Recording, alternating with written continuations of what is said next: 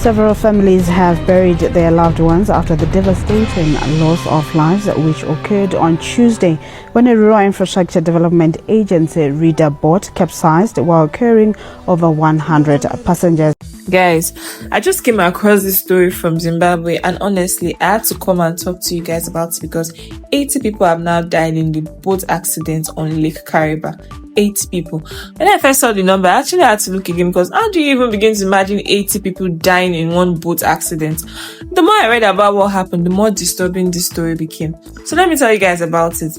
The accident happened on the 11th of August on Lake Kariba, which is this massive lake between Zimbabwe and Zambia.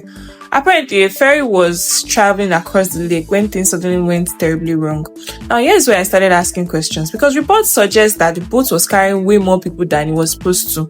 The boat's authorized capacity was reportedly around 90 passengers, but there could have been as many as 153 people on board. Guys, imagine entering a boat and seeing that many people around you. At what point do you even say, wait, are we sure this boat's supposed to carry all of us? Now, according to reports, things became frightening when the water started getting rough and water began entering the boat. Some passengers were reportedly begging the captain to turn back.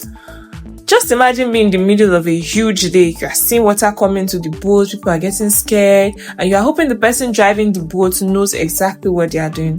And then the boat capsized. Everything apparently happened very quickly. People were thrown into the water, some survivors held onto the overturned boat, and rescue teams had to start searching for people.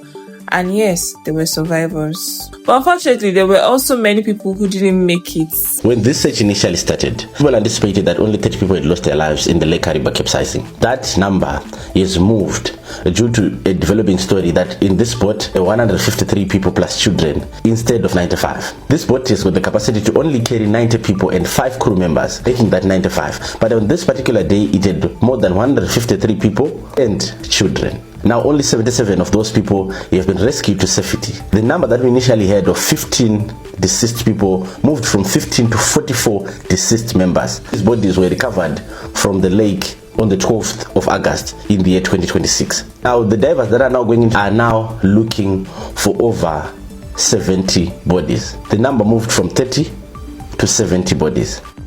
Several families have buried their loved ones after the devastating loss of lives which occurred on Tuesday when a rural infrastructure development agency reader boat capsized while carrying over 100 passengers. And now Panasha Nagoli was at the burial site and found the following report.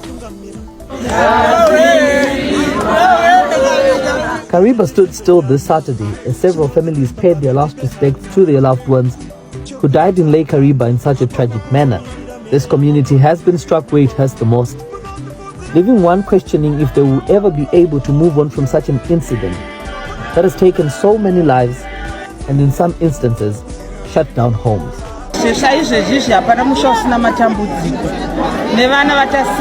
One of the greatest difficulties we had to face was trying to really put into words the raw emotion and unexplainable heartbreak this community is feeling as they pay their last respects to their loved ones who perished on Tuesday. But one case in particular was quite shattering. Timashau Kangwara lost both his wife and 2-year-old son Mukudzei. Here at John Range Cemetery, he was between a rock and a hard place as he had to bury little Mukudzei, yet his mother is still missing. So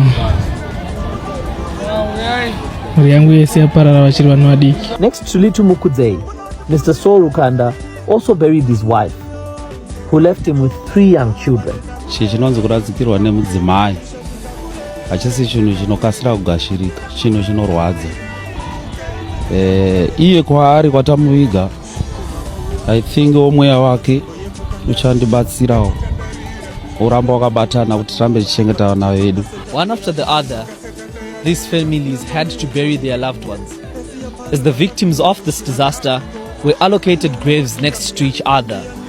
Residents of this community are still deeply shocked. The municipality of Kariba has already dug these graves in preparation for the burial of the victims that are still missing. And as silence currently sweeps through the John Range Cemetery, we anticipate it won't be for too long as search and recover efforts are still underway. Perhaps finally, all the affected families in this community will get some sense of closure. The government has commenced the process of issuing death certificates to families of those who died in the Kariba ferry incident, and survivors are being assisted to obtain birth certificates. The registration process is being conducted at Kariba Hospital, with authorities working to ensure that the documentation is processed as quickly as possible. Now, Local Government Services Director Cecilia Chitio told the media that efforts are underway to expedite the process and ensure affected families receive the necessary documents without unnecessary delays. As of today, Zimbabwean authorities say 80 people have died after more bodies were recovered from the lake. And guys, this is the part that really got to me. Children were among the victims. Report says at least 18 children died in the accident, with some reportedly as young as 1 year old. This one is even difficult to process, because when you hear 80 people died, sometimes the number almost becomes abstract. But imagine 80 different families. Somebody lost their mother, somebody lost their brother, somebody lost their father, some parents even lost their children. That's 80 lives that were supposed to continue after that boat ride. And that's when you start wondering, how did this happen? Because obviously accidents happen, lake conditions can change, weather can become unpredictable. But if the reports about overcrowding are accurate, then I think it's completely fair for people to ask some serious questions. Why was a boat that was reportedly meant for around 90 people carrying potentially more than 150? Who was responsible for checking how many people were getting on? Were there even enough life jackets? And when the passengers really started asking to turn back because the conditions were becoming dangerous, why didn't they? These are the questions that people are going to want answers to. Like, it's very cold this time around, right? So the divers went under cold conditions where they were underwater, and also since the victims were trapped in the chassis in the boat, it took them time for them to cut the chassis to retrieve those boats.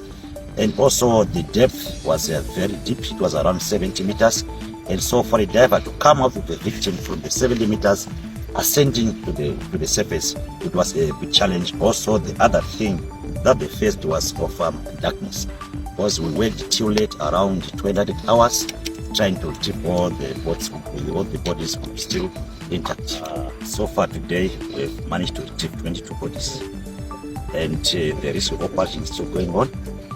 And yes, this is the 50th day when the tragedy happened, but if you can check the milestone that we've got, it means we're confident that we'll manage to retrieve all the bodies. It's like on a normal hot weather, it takes the bodies to float, to ascend to the surface within 3 days. But now that is very cold, so it takes a bit longer. And we're expecting in the 7th day, everyone will be ascending to floating on the surface. So we're confident that, I assure you, we'll get all the bodies so that they can be very awesome. I hope this is not just treated as another tragic headline, because 80 people is too many. And when you even think about children being among those who died, you really start to think about how many of these deaths could have been prevented. I don't know about you guys, but I think there needs to be a proper investigation into this. Not to blame somebody, but to actually understand what happened. Was it the weather? Was it overcrowding? Were safety procedures followed? Or was it just a combination of several things that eventually turned into this terrible disaster? Because sometimes a tragedy is not caused by just one mistake. Sometimes it's actually a series of little things, nobody pays attention to it until it turns into a disaster, or until something goes horribly wrong. And in this situation, this case, 80 families are paying the price.